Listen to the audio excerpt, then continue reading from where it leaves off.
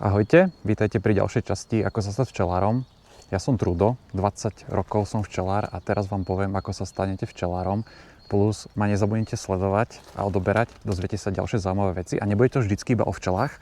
Takže v prvom videu, ktoré vám tuto pripnem, sa dozviete, sme mali také zamýšľanie, také amatérske zamýšľanie, že ako sa stať včelárom, čo k tomu potrebujeme, ukazovali sme si včelnicu, takže si neváhajte kľudne pozrieť. Teraz ideme ale pekne do hĺbky, lebo chceme vedieť, ako sa stať včelárom a povieme si o tej administratívnej veci a my sme registrovaní včelári a chceme, aby všetko bolo registrované, aby všetko bolo tak, ako má byť, aby sme nemali potom do budúcna žiadne problémy. Na to, aby ste sa mohli stať včelárom, potrebujete mať na Slovensku včelárskú farmu. Musíte mať registrovanú farmu. No a ten postup znie presne takto. Vy prídete na regionálny úrad, štátny regionálny veterinárny úrad, kde požiadate o to, aby vám schválili chov včiel. Vy ešte zatiaľ včely stále nemáte, vy iba o to požiadate. Tento úkon stojí 33 €, vy to požiadate, oni vám tam poradia, alebo vy tam budete si vyberať, že koľko úlov budete chovať, prípadne, že aký je ten druh chovu, či je to nejaký rozmnožovací alebo nejaký iný druh. Takže vy tam o toto požiadate na tomto regionálnom veterinárnom a potravinovej správe. Požiadate o to, aby vám schválili chov včiel. Pokiaľ vám ten chov včiel schvália, tak vy následne posielate tento dokument o tom, že tento chov vám bol schválený na centrálnu evidenciu hospodárskych zvierat do Žiliny. A v tomto prípade tam to príde a oni vám schvália vašu farmu, že kde sa nachádza, potrebujete dokonca zemepisné dĺžky a šírky tej vašej farmy, takže tohoto sa nemusíte obávať. Ten úkon je skôr taký formálny, ale na to, aby bolo všetko tak, ako má byť, tak toto sú základné postupy. Čiže vy si požiadate o schválenie chovu včelstiev na regionálnom úrade vo vašom okresnom meste. Tento úrad sa nachádza vždy vo vašom okresnom meste a potom vlastne, ak máte schválenú farmu, dostanete rozhodnutie, že vaša farma je schválená, alebo teda ten chov je schválený, žiadate, aby vám bola vytvorená farma už na tej vašej adrese, kde sa tá včelnica bude nachádzať. Takže toto je základ toho, ako sa stať včelárom, ktorý je registrovaný a nemáte do budúcna žiadne problémy. Stále to robíme bez toho, že nemáme včely. Robíme to preto, dá sa to spraviť už, že už nejaké včely máte, ale chceme ísť tou jednoduchou cestou, takže takýmto spôsobom toto by som vám odporúčal a ideme ďalej. Predtým, ako sa rozhodnete stať včelárom a spravíte všetky kroky v rámci tej registrácie, tak je dobré si položiť nejaké otázky a zároveň získať aj odpovede, že čo je pre mňa vhodné a čo nie je pre mňa vhodné. V tomto prípade si my už dopredu ukážeme dva druhy úlov. Jeden úl je zateplený, to je tento, a jeden úl je nezateplený a to je tento. A skúsime sa na nich pozrieť, skúsime si povedať také tie moje pohľady, že ako to vnímam ja, aké sú moje skúsenosti a čo tam vnímam ako pozitívne a čo negatívne na týchto úloh. A toto je dobré, ešte predtým, než sa stanete včelárom, aby ste sa vedeli rozhodnúť, že či pôjdem zateplenými úlmi alebo nezateplenými. Tak poďme na to. Skúsime si tie úle úplne rozobrať, povedať si, že čo sú ich výhody, čo sú ich nevýhody. Vy si určite myslíte, že zateplený úl, vlastne včelám je tam teplejšie, že to je ako keď si zateplíte dom, tak poďme si o tom porozprávať. Prejdeme si každý jeden úl, takto si ich rozoberieme. Ono to rozoberanie je približne rovnaké pri každom úle. Každý úl sa teda skladá z niekoľkých častí. Začneme s podokom, alebo teda dnami. Mám tu dve dná, pri tých zateplených a nezateplených dnách tam proste takýto rozdiel nevidíte. Nie je zateplené a nezateplené. Tie dna sú všetky nezateplené, sú to len takéto latky. Tam sa to už potom len delí v rámci toho, že ako to vyrába výrobca. Spredu sú letáčové vstupy, letáče. Môžeme si ich ukázať takto. Každý výrobca to má nejako inak, ale na konci dňa je to približne rovnaké. Takže tuto to môžete vidieť. Čo tu vidíme? Vidíme tu vchod donútra do úla, kde sa nachádza takáto letáčová vložka. Vidíte, že tu napríklad tento výrobca tu nedáva žiadny šrobík ani nič, takže sa vám to bude ťažšie vyťahovať. To je moje prvé pozorovanie, čo tu vidím. A toto pri tomto výrobcovi, toto je letný vstup do úla a na zimu sa to takto otočí a toto je zimný vstup do úla. Toto vám rovno poviem, že mi sa to nepáči.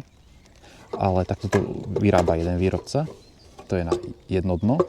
Keď si pozrieme druhé dno, tu už je to, alebo tu už to vyzerá, že sa tým premýšľalo, čiže viete to takto pekne chytiť. A toto je letný vstup. Včely, keď v lete a počas jary lietajú, tak tá frekvencia je obrovská. Tých včel je tu veľa, takže myslím si, že tento vstup je dostatočne veľký. A ten zimný vstup, zase si to viete takto otočiť a otočíte si to potom na zimný vstup. Takže takéto je len úplne jednoduché, rýchle porovnanie, že keď si viete vybrať nejaký úl a nejakých výrobcov, tak skúste nad tým tak pozerať, premýšľať nad tým, že ako to vyzerá, že ako s tým budem pracovať. Potom sa dá ešte aj zozadu vchádzať do úla. Môžeme si ukázať zozadu, ako to vyzerá.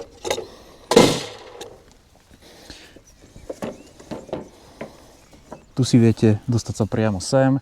Tuto môže byť vložená ešte pelová mriežka, kde budete vy odoberať včelám pel, ale v tomto prípade to nie je. A na spodku kontrolná podložka na spád klieštika. O tom my si všetkom porozprávame, ukazujem vám to len teraz tak všeobecne, že ako vyzerajú tieto dva dna. A to druhé dno vyzerá takto. Jo? Mám tu teda dva uhle od dvoch najväčších výrobcov na Slovensku a Čechách. Zateplený úl tu mám zo včeliúl.sk a tento český úl mám aj z českej stránky bioule.cz. Vložíme to tam. Pri týchto dnách vám ešte poviem jednu vec, ktorú tu ja vidím, a to sú tieto drevené latky, ktoré sa takto nachádzajú. Za mňa tuto je príliš veľká medzera a môže sa stať, niekedy sa mi to dialo, že včely vám tuto na týchto látkach môžu stavať diela. Pokiaľ vy idete proti rojovou metodou nejako, tak môžete mať problémy s tým, že toto zrovna vy nebudete pozerať iba nadstavky s rámikami a v tomto prípade tu niečo môžu nadstaviť. Príde mi tu príliš veľká medzera, ako v tomto prípade, kde je tá medzera menšia. Takže máme tu dve dná a teraz si skúsime pozrieť nadstavky. A povieme si už konkrétne tieto nadstavky. Tento nadstavok je zateplený. Vnútro toho nadstavku obsahuje konopnú výplň, technické konope. Čiže v tejto stene sa nachádza technické konope a funguje to takýmto spôsobom. Ale dajme si tam ešte aj ten druhý nadstavok, aby sme videli tie rozdiely priamo. Tento úl je nezateplený. Takže to máte iba čistú latku, ktorá je hrubá. Vidíte tie rozdiely, že tuto je tu ako nejakého tatranského profilu obité vnútri tieto technické konope ako izolácia a tuto je tu lata. Rozdiely sú také. A môžete mi aj vy napísať, včelári, aké vidíte vy rozdiely. A rozdiely sú také. Začne vonku svieti na to slnko. Dôležité je ešte jedna vec povedať, že či máte teda tej úhle na slnku, alebo nemáte, alebo máte ich v chladku. Mne sa zatiaľ stále osvedčilo, že ten zateplený úl je v tomto prípade lepší z toho dôvodu, že opre sa o to slnko, teplota sa tak neprenáša dovnútra, pretože je tam tá izolácia. Takisto v zime dokáže ten úl udržiavať tú teplotu lepšiu ako takýto nezateplený. Dokonca sú pozorovania, že nezateplené úle tak včely spracujú alebo minú viacej zásob cez zimu ako v zateplenom úle. Takže to si musíte už vypovedať, čo je pre vás lepšie. Za mňa je stále lepší tento zateplený úl. Mám včely na slnku podstatnú časť dňa. Neprejavuje sa mi tá teplota tak dovnútra, ako by to bolo v tomto prípade. Takže to sú základné rozdiely. Tu vidíte rámiky. Toto máme úle B10. Takže o rámikových mierach si povieme takisto v ďalšom videu. Takže máme tu úle B10 a takto sa tam vkladajú rámiky. Takže toto je taký. Takže v tomto prípade sú tie úle rovnaké, len vidíte, že jeden úl je zateplený a druhý úl je nezateplený. Ešte môžete vidieť, že na niektorých úloch, napríklad v tomto prípade, tento úl neviem pohnúť s tým nadstavkom, pretože tie nadstavky majú takéto falce a krásne mi to sadne a vidím, že sa mi ten úl nepohne. Pri tomto nezateplenom úle, a majú tu takto všetky nezateplené úle, vidíte, že tam nie je žiadny falc, ale že tie nadstavky sú len položené takto na seba. Takže toto je za mňa nevýhoda, či už keď fúka vietor, alebo v rámci toho, že veľmi veľa robím na tej včelnici a som nepozorný alebo unavený, alebo sa oprem, alebo fúka vietor, vie sa mi to takto pohnúť, aj keď určite mi budete hovoriť, že včely to prilepujú.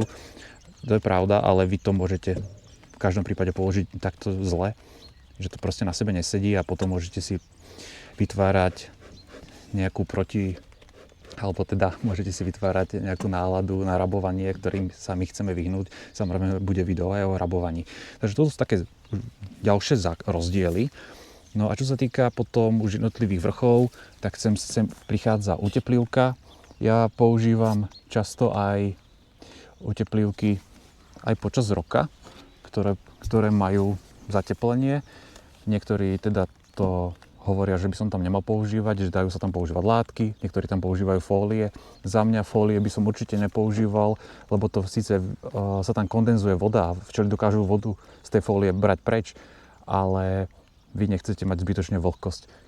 Tí, čo majú teraz vlastne fólie na rámikoch počas zimy, tak ako sa tak kondenzuje tá voda, tak môže tam vznikať pleseň a tej sa chceme vyvarovať. Takže snažíme sa mať tam veci, ktoré sú priedušné, teda látky alebo takéto uteplivky, to sú priedušné veci, tak toto tam vie krásne sadnúť. Pokiaľ si sa vy rozhodnete alebo premýšľate nad tým, ako je to v tomto prípade, u tohto druhého úhlu, že na vrchu je polystyrén, a vy tam necháte len ten samotný polystyrén a položíte to takto priamo na rámiky a nebudete tam nič iné už dávať medzi to, tak včely vám tieto polystyrény normálne vykúšu a povyhadzujú cez letáče von. Takže to je taký ďalší rozdiel. Pri týchto nadstavkoch ešte môžem povedať jednu výhodu, že tuto je výhoda tohoto nadstavku je taká, že vy tu máte aj takéto držiačiky, také úchytky už pripravené, že vy tu viete za to chytiť. Ja som nad tým premýšľal, vy si ich viete kúpiť aj dodatočne a namontovať aj na takéto zateplené úhle, alebo teda určite sa nachádza aj výrobca, ktorý vyrába zateplené úhle s držiačikmi. Ja keď vám ukážem, ako ja dávam nadstavky dole, tak ja nikdy vlastne sa snažím ako šetriť, takže nikdy vlastne ten nadstavok nechytám takto, že aby som ho rukami dvíhal, ale keď mám tie nadstavky aj na sebe, tak ja ho podpáčim, ja ho chytím a opieram si ho vždycky o seba. Opieram si ho o seba a tú váhu prenášam na seba. Alebo keď je to vyššie, tak na seba, že takýmto spôsobom sa snažím šetriť a aby som to zvládol, keďže mám tých úhlov veľa a tých prehliadok je potom strašne veľa počas dňa alebo počas toho vytáčania, že tlačím na ten nadstavok na seba a takýmto spôsobom ho prenášam. Čiže je to úplne na vás. Rozhodnite sa, ako chcete. Či chcete zateplený alebo nezateplený úhol.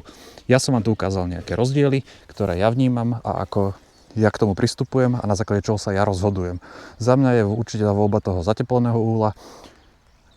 Je tam izolácia, neprejavuje sa tá teplota, keď svieti priamo slnko, až tak radikálne dovnútra do úhla, ako by to bolo v tomto nezateplenom úhle. A takisto dokáže to počas tej zimy udržiavať, či sa bavíme o 1, 2, 3 stupňoch rozdiel, alebo pomôže to tým včelám počas zimy. Takže toto sú také základné rozdiely a ja vás pozývam už teraz na ďalšiu časť, ako sa stať včelárom a ukážeme si, na čím sa tam ešte potom premýšľa, aké sú ďalšie postupy a kde nakupovať včely. Tak ma nezabudnite sledovať a odoberať. Ahojte.